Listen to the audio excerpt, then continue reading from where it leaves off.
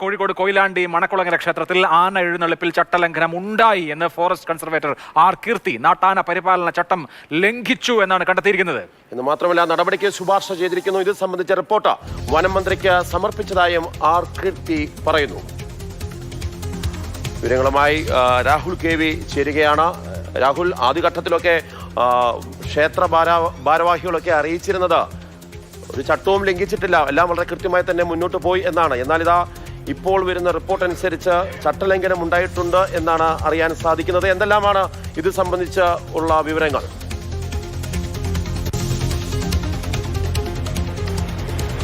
Marshal, തീർച്ചയായും ക്ഷേത്രം ഭാരവാഹികൾ ആവർത്തിച്ച് പറഞ്ഞത് അവിടെ ചട്ടലംഘനം ഉണ്ടായിട്ടില്ല, എല്ലാം നിയമം വഴി ചട്ടം വഴി നിഷ്കർഷിക്കുന്ന വിധത്തിൽ മാത്രമാണ് കാര്യങ്ങൾ നടത്തിയിട്ടുള്ളത് എന്നതാണ്. പക്ഷേ ഇപ്പോൾ ADM-ൻ്റെയും ഉന്നത വനം വകുപ്പ് ഉദ്യോഗസ്ഥരുടെയും നേതൃത്വത്തിൽ യോഗം ചേർന്നു.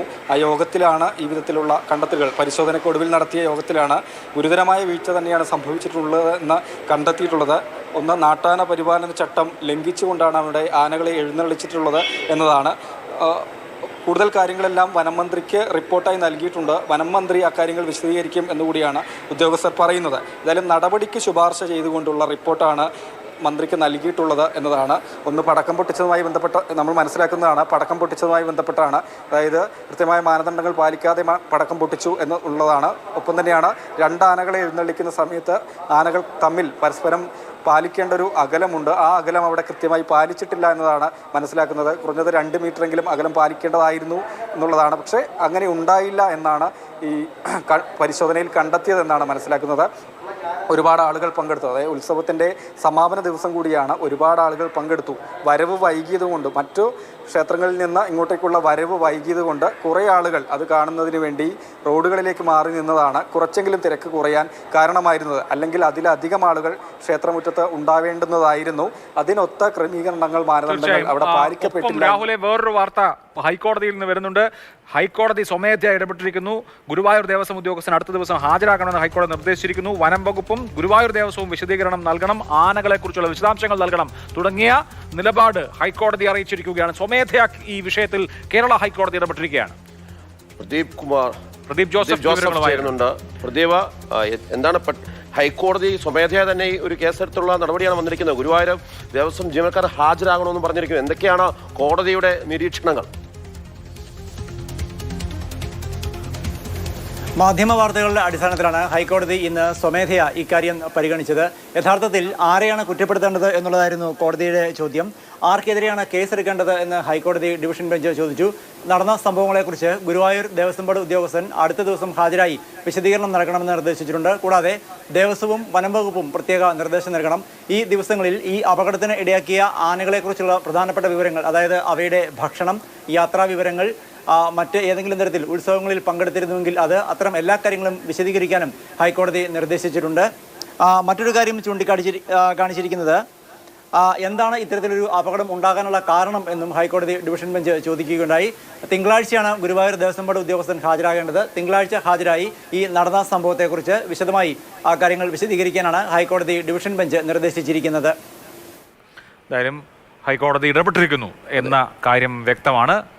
വിശദീകരണം ആവശ്യപ്പെട്ടിരിക്കുന്നു. മാത്രമല്ല, കോഴിക്കോട് കൊയിലാണ്ടിയിലെ മണക്കുളങ്ങര ക്ഷേത്രത്തിലുണ്ടായിട്ടുള്ള ആനയെ എഴുന്നള്ളിച്ച നടപടിയിൽ വീഴ്ച ഉണ്ടായിട്ടാണ് ഫോറസ്റ്റ് കൺസർവേറ്റർ ആർ കീർത്തി കണ്ടെത്തിയിരിക്കുന്നത്. അതനുസരിച്ചുള്ള റിപ്പോർട്ട് വനം മന്ത്രിക്ക് നൽകുമെന്നും ആർ കീർത്തി പറയുന്നു. നമുക്ക് കീർത്തിയുടെ വാക്കുകളിലേക്കൊന്ന് പോവാം. എന്തായാലും വയലേഷൻ നമ്മൾ നടന്നിട്ടുണ്ട് തന്നെ സ്ഥിരീകരിച്ച് റിപ്പോർട്ട് കൊടുത്തിട്ടുണ്ട്. നാട്ടാന പരിപാലന ചട്ട നിയമ ലംഘനം ഉണ്ടായിട്ടുണ്ട്. ഗുരുതരമായ ലംഘനമാണോ? ലംഘനം നടന്നിട്ടുണ്ട്. നടപടിക്ക് ശുപാർശ ചെയ്തിട്ടുണ്ടോ? നമ്മൾ അവരുടെ പെർമിഷൻ റദ്ദ് ചെയ്യാനുള്ള, എഴുന്നള്ളിപ്പിനുള്ള പെർമിഷൻ റദ്ദ് ചെയ്യാനുള്ള ശുപാർശയാണ് നമ്മളിത് കൊടുത്തിരിക്കുന്നത്. ആ അമ്പലത്തിനുള്ള എഴുന്നള്ളിപ്പിനുള്ള റദ്ദ് ചെയ്യാനുള്ള ശുപാർശയാണ് കൊടുത്തിരിക്കുന്നത്. Anyways violations have happen. നമ്മൾ അതിനുള്ള റെക്കമെൻഡേഷനും കൊടുത്തിട്ടുണ്ട്.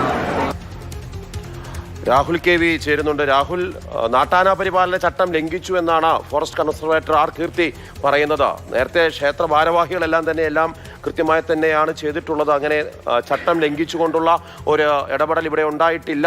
നിർഭാഗ്യകരമായ സംഭവം മാത്രമാണെന്നാണ് പറയുന്നത്. ഏതൊക്കെ തരത്തിലുള്ള ചട്ടങ്ങളാണ് ലംഘിച്ചത് എന്ന് നമുക്ക് വിശദമാക്കാൻ വേണ്ടി സാധിക്കുമോ? അതോടൊപ്പം തന്നെ തുടർ നടപടികൾ ഈ വിഷയത്തിൽ എന്തെല്ലാമായിരിക്കും? ഇപ്പോൾ ഹൈക്കോടതി കൂടി ഇതിൽ ഇടപെട്ട സ്ഥിതിക്ക്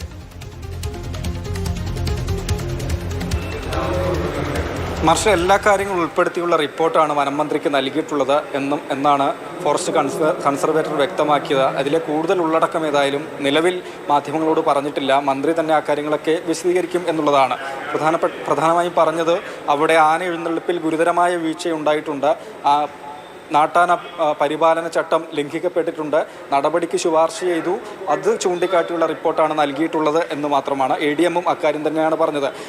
വനം വകുപ്പിനോടും ADM-നോടുമാണ് സർക്കാർ റിപ്പോർട്ട് തേടിയിരുന്നത്.